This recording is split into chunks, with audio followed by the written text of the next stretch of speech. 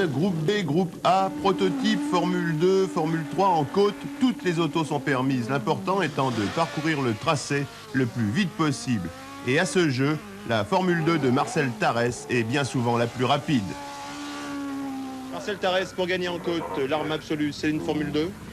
Oui, l'arme absolue est une Formule 2 de par le poids et la puissance qu'elle possède. Et aussi de la maniabilité. Je crois que par rapport au proto, c'est plus vite. D'ailleurs, le résultat le prouve. Est-ce que c'est dangereux la côte? C'est dangereux, c'est plus dangereux que le circuit. C'est aussi dangereux que le rallye, à mon avis. En effet, attaquer au ras des ravins au maximum des possibilités d'un proto de litre ou d'une Formule 2 demande énormément de concentration.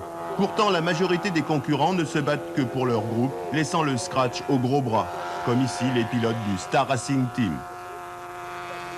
Comptant pour le championnat d'Europe, la course de côte du Mont d'Or verra une lutte au centième de seconde entre la BMW M1 de Göring et l'Audi Quattro de Jeanneret. Une lutte qui tournera à l'avantage de l'Audi.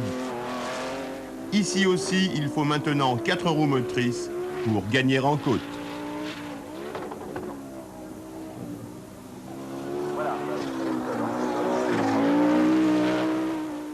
Est-ce qu'il y a des hommes que vous n'avez pas battus encore en course de côte?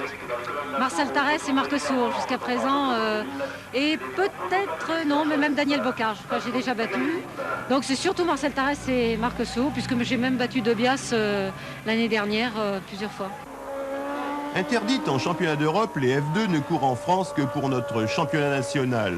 Anne Bavray va ici s'imposer en 3e place et gravir ainsi une manche de plus vers le titre de championne de France 2e division. Très cher à l'achat comme à l'entretien, les Formule 2 ne sont pas légion dans un parc de course de côte. Seuls Bocard, Terrien, Debias, Bavray ou Tarès se retrouvent chaque dimanche pour disputer la victoire au classement général. Ici, au Mont d'Or, Tarès va gagner devant Debias, Bavray et Terrien. Dommage quand même que les F2 ne se retrouvent pas en championnat d'Europe. Marcel Tarès, à coup sûr, aurait pu remporter ce championnat.